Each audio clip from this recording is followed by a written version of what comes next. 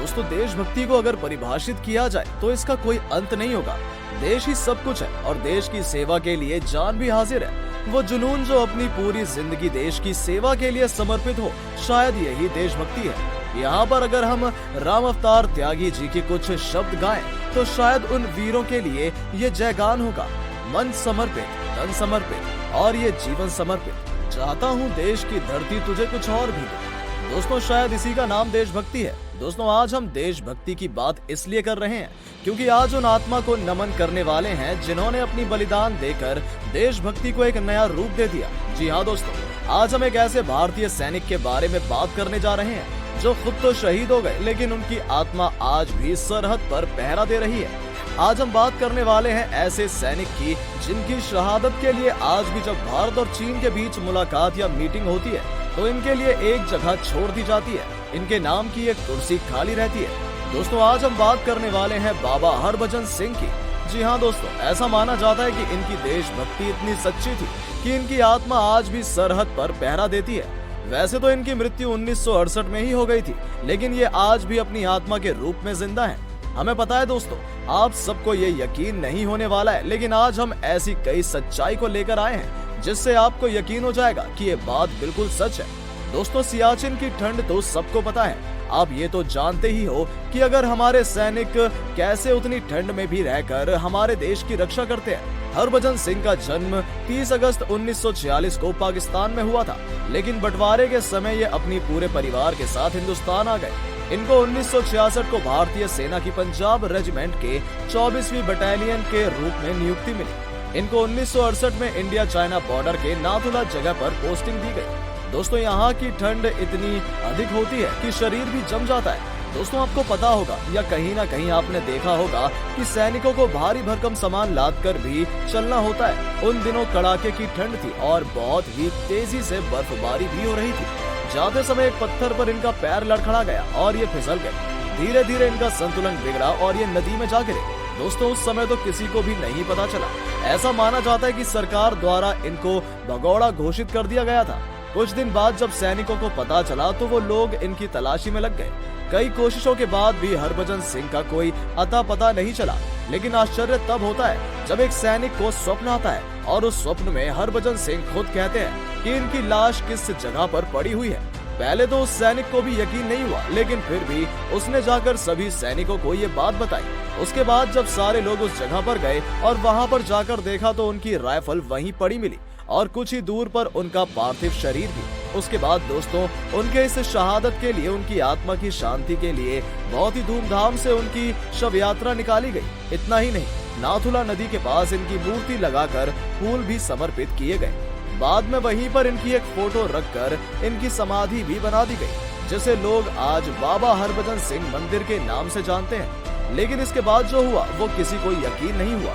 दोस्तों कहते हैं कि बाबा हरभजन सिंह एक दिन एक सैनिक के सपने में आते हैं और उनसे कहते हैं कि मैं भले ही अब इस दुनिया में नहीं, लेकिन मेरी आत्मा अभी भी इस सरहद की रक्षा कर रही है। मैं फूल बनकर अब भी भारत माँ की रक्षा कर रहा हूँ और करता रहूंगा। उनकी ये जो देश के प्रति प्रेम था, ये उनके मरने के बाद भी नहीं गया। दोस्तों यहाँ पर अगर हम उनकी शहादत के लिए अगर माखन लाल चतुर्वेदी की कुछ पंक्तियां गाएं तो ये बिल्कुल सटीक बैठेगा।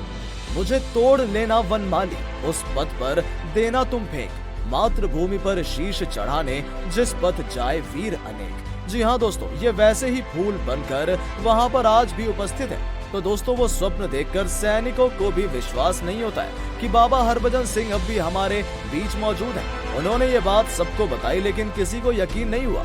कुछ दिन बाद ही एक ऐसी घटना घटी कि सबका वहम दूर हो गया।